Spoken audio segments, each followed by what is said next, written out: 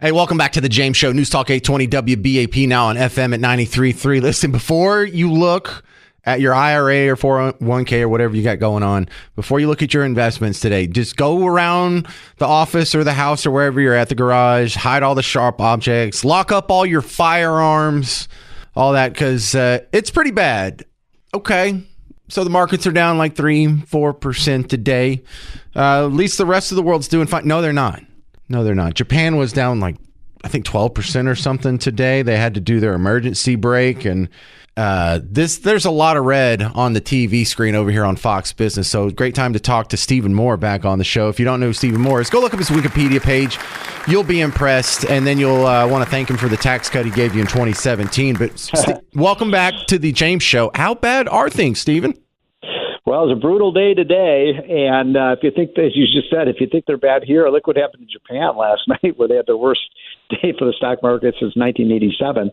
So this has been a brutal period. I'm not entirely surprised. I've said on your show many times over the recent months that there is going to be a financial panic at some point with all this massive federal debt and borrowing, which is now $2 trillion a year. That's trillion with a T. And look, I hope that this is a short-term sell-off, but we just, it's hard to know. But, we're doing everything wrong in Washington today, and Kamala Harris is going around. Have you noticed this? Oh, Bidenomics is such a success. We've done wonderful things for the economy. I'm like, what country is she talking about? So we need a regime change in Washington. We need to get somebody in office who knows something about business, who knows something about creating jobs. And obviously, neither Joe Biden nor Kamala Harris know anything about that. The big question now is, how long will this sell-off last? Right. And I wish I could, if I knew the answer to that, I'd probably be a very, very rich person. But, my one little financial piece of advice, and I'm not a financial advisor, but, you don't want to sell in a falling market. Especially if you've got, if you're holding on to your stocks, say, for your retirement 5 or 10 or 20 years from now, you don't sell in a down market. It's just a bad strategy. So does this mean that the Fed dropped the ball last week when they didn't cut rates? Probably, and I'm not going to blame them too much, because I was not a big fan of a rate cut as of about a month ago. But now I think, look, commodity prices are crashing right now. The inflation problem that we've seen for the last 3.5 years is over. Now we're facing a kind of deflation where prices are crashing because there's no demand. And I don't know about you. I mean, you talk to businessmen and women all the time. I do too. And I got to tell you, just starting about 6 weeks ago, they started to tell me about a real slowdown in their orders, and the fact that business was, the first half of the year, the business was really good. And bam, they just ran into a wall. Not all businesses, but many major manufacturers, construction businesses in investment businesses. So, this is going to be a rocky stretch. And unfortunately, the Biden administration has they have no solution to this except more spending, more debt, more regulation, which is going to make the economy worse. Yeah, and the frustrating part here is I think there's just a bunch of small businesses that are looking at the next few months and saying no one's talking about balancing the budget. So this inflation is going to continue. I should adjust in a pessimistic manner. Yeah, again, I think, if there's one slice of good news, I think the really bad inflation that we saw for the first 3 years of the Biden administration has probably come to an end. Now I'm worried more about, workers not just losing money in their paycheck, but not having a paycheck, because we saw that lousy jobs report on Friday where the unemployment rate really jumped up. And it's a frightening time. I mean, we've made a lot of mistakes. Look, let me put it like this. Can you think of one thing that Biden and Kamala Harris have done right for the economy? I mean, unemployment's kind of low. What is it, 4.3%? So that's not scary. And stock markets were at highs like a month ago, but that's... No, I'm talking about policy. No, that's an absolute policy. Zero. That's a zero, yeah. Right. I mean, you're there in Texas, this. His first policy was to not build pipelines, so we couldn't, and declare more war on American energy. We've had more regulation under Biden than any other president. You've got, Kamala Harris running around saying, oh, we're going to double the capital gains tax and tax unrealized capital gains, so you'd have to, pay a tax on your stocks even if you don't sell them. I mean, that's incredibly bearish for people who own stock and who, invest in America. So I feel like I'm so frustrated because all Biden runs around and Kamala does the same thing. Oh, these greedy corporations, they're the problem. Well, these people have never made a profit in their whole life. Oh, agreed. So do you think the Fed is going to have some sort of emergency meeting to hurry up and cut the rates? I think if the sell-off continues, the answer to that is yes. I think they're going to have to get, and then the only question then is it a 0.25 percentage point reduction or a 50 basis point reduction in rates? The problem is I don't really think changing interest rates is the solution here. I think we got to do two things. One is I think Congress should have a special session. Seriously, they just took their summer break. Come on back, guys, and pass a budget that cuts, over 5 or 10 years, $1 trillion of borrowed spending that we can't afford anymore. Just, get rid of all these stupid green energy programs. They still have hundreds of billions of dollars COVID money they haven't spent. Don't spend it. Just call it off. I think that would be a real positive thing for the economy. Preach it, Stephen. Oh my goodness, the Congress to get together and cut the budget. This is my dream. I know it's a dream I have. It's a dream. I have a dream that we can at least balance the budget. Stephen took it even further and wants to cut it. Oh my goodness, I'm having a spiritual moment here. Thank you very much, Stephen Moore. What are you doing today? Are you working for the Heritage Foundation or like? I work at Heritage, and we have I'm going to tell people really quickly, go to unleashprosperity.com and get our new publication, just came out, comparing Biden and Trump. It's a chart book, Biden and Trump on the economy, 24 charts that show on 22 of the 24, Trump has a better record than Biden. Okay, so where do they go again one more time, Stephen Moore? It's unleashprosperity.com. Thank you very much. There he is. What an honor. Yeah, and look, that affects you. Okay, seriously, go look at your IRA and tell me how bad it is. You got any comments on that? Is this going to continue? Is this the beginning of the next recession or depression? You got any theories on that? I'll field that call on the James Show, 800-288-9227, 800-288-9227. It's the James Show, News Talk 820 WBAP, now on FM at 93.3. Hey there, welcome back to the James Show, News Talk 820 WBAP, now on FM at 93.3. The stock markets were a disaster today. I mean, it was bad. And look, we knew it was coming. I heard him talking about the expectations on the WBAP morning show with Hal and Ernie and Carla and the whole crew out there. Thank you, guys. But we had a little heads up on this because in Japan, who's ahead of us by, I don't know, a few hours. It might be Thursday in Japan by now. I'm not sure. But their stock market, the Nikkei, was down 12% today. But since they're like 20 hours ahead of us, we knew before our stock market even flipped the on switch that there was a good excuse for this to be a very bad day. And you know what? It was a very bad day. Spencer McGowan, host of Net Worth Radio, you hear on the weekends here at WBAP, is joining the James Show. Okay, just how bad was it? Stock market, a little bit of blood in the water. Look, stock markets go down sometimes. Is this anything to worry about? I thought it was a much needed pullback, James. And so when you look at the first half of the year, annualizing at 30%, the market's up double digits. It got a little frothy, and this was a deleveraging that, as you wisely pointed out, it centered somehow on Japan. So how does the Bank of Japan wreck a U.S. stock market rally? That was the question of the day.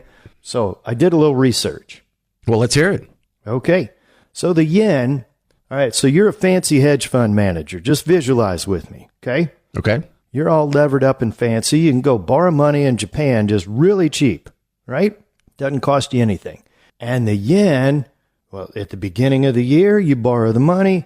The yen goes down relative to the dollar. So you don't have to pay back as many dollars.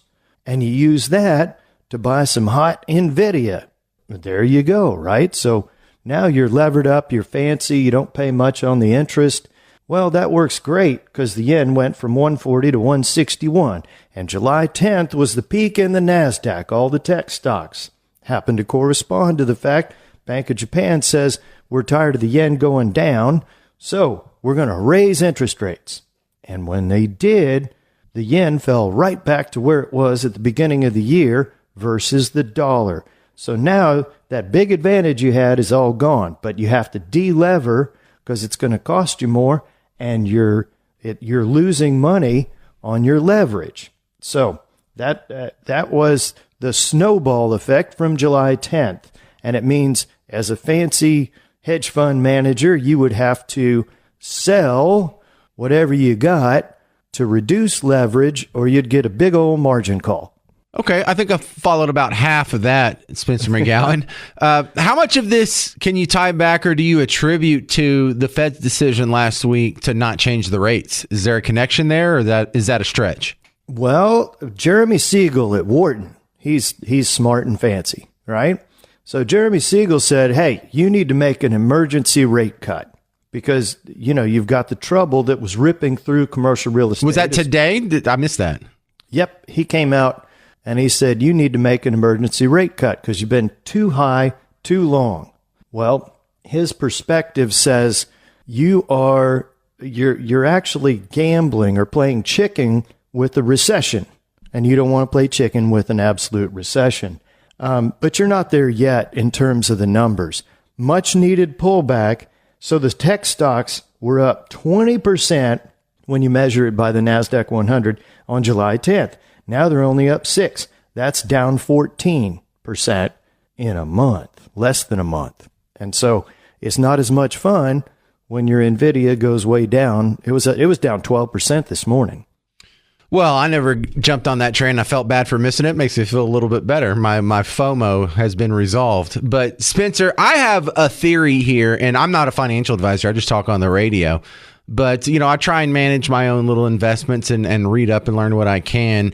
And on days like today, where the stock market, has a little bit of a seizure, if you're unhappy with the way your investments have performed, I think that means you're overweighted in stocks. You need to start diversifying and doing other things besides stocks to protect you from this.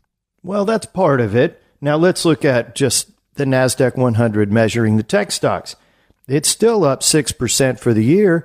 You annualize that, that's going to be better than 10. So, it was a much needed pullback.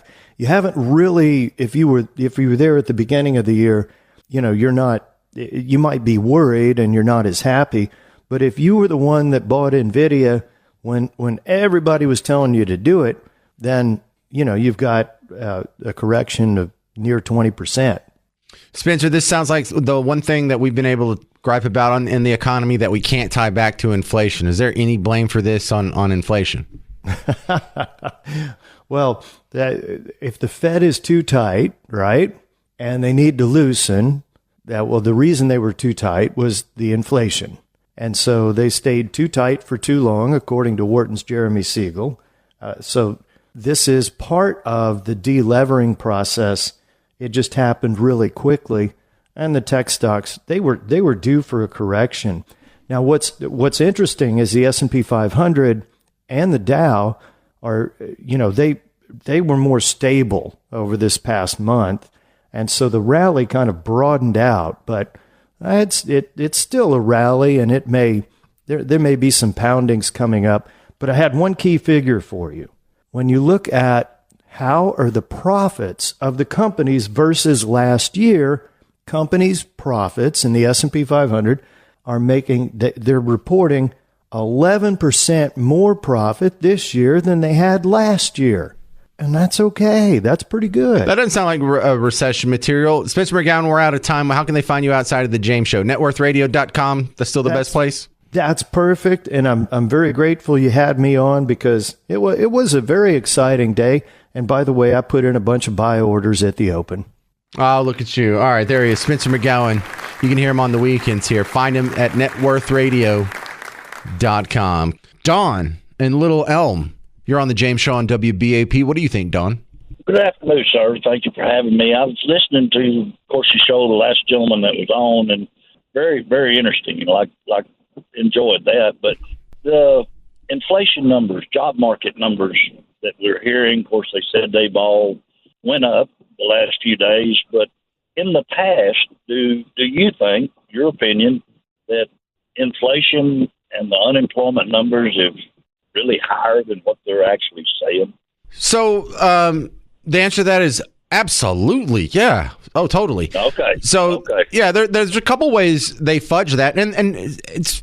I really hesitate to call it fudging the numbers because they're open about it, and it's not like they're hiding it. It is intentionally misleading, but anyone who wants to go read the footnotes at the end of the car commercial gets let in on the secret information too. So the main instrument they use is they have an unemployment rate that doesn't count what they call discouraged workers. So when they do the household survey, I'm sorry, I've done financial shows for like 11 years, so I've talked about this a lot. Right. So they call like 660,000 people, and they ask them, hey, are you working or not? And about 45% of them or so say no, but they're not counted as unemployed because they're like housewives or retired or children or students, people that they're not unemployed, but they're not looking for a job. For the rest of them, it looks like about 96% of them say that they're looking for a job and they're employed. And there's about 4% or so that say they're not employed but looking for a job. The weird part is there's a little margin there that doesn't get reported, gets left out. You don't have a job, you want a job, but you're not actively looking for a job. You sent out a bunch of resumes like 6 months ago and you got some callbacks and you went to some interviews, but that kind of died down. So you went to like your second tier choice of resumes and that died down. And so now you're just kind of sitting around waiting for something to happen or working on a side project, but you're unemployed and you're not actively looking for work, but you do want a job. Those people are not counted in this. That's called the U6 unemployment rate. And that's about 7.8%. That's what I'm trying to look up real quick so I sound smart. Yes, I'm sorry. I just had to look up for the St. Louis Fed. 7.8%. So if you think it feels like unemployment's more like 7-8%, guess what, Don? Your intuition is right. Okay. Well, this I didn't know, like that U6. I didn't know that. I just felt. Well, the number they report. Yeah, the number they report is called the U3. And okay. I don't know what all the U's are. I just know those two. So there's a limit to my knowledge. I'm a radio host. Right? Yeah. The other way they fudge the number on the inflation is the consumer price index. They changed that to what's called a chained CPI now, to where it used to be how they calculated inflation was they call it a basket of goods, but there's no baskets. They just take the same 20 consumer goods, like how much is a bottle of laundry detergent, how much is a steak, how much is a chicken, how much is eggs, how much is milk.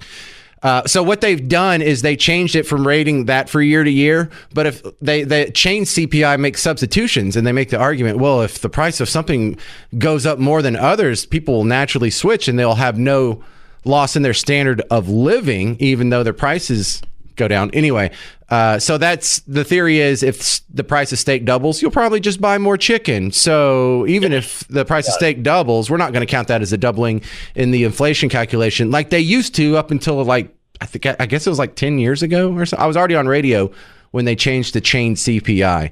And so they're stifling the numbers. So at least, when the numbers were higher under Jimmy Carter and Ronald Reagan and stuff, at least they were more accurate numbers. At least they weren't lying to us as bad. So, all right. Right.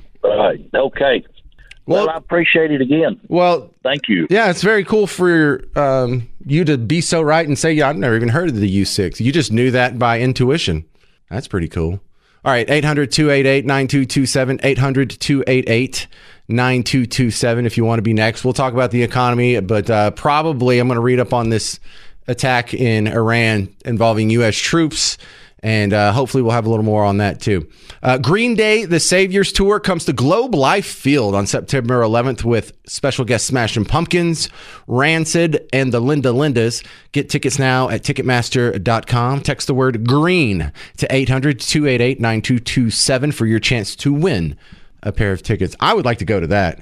Text GREEN to 800-288-9227. I'm James Parker. It's The James Show. News Talk 820 WBAP, now on FM at 93.3.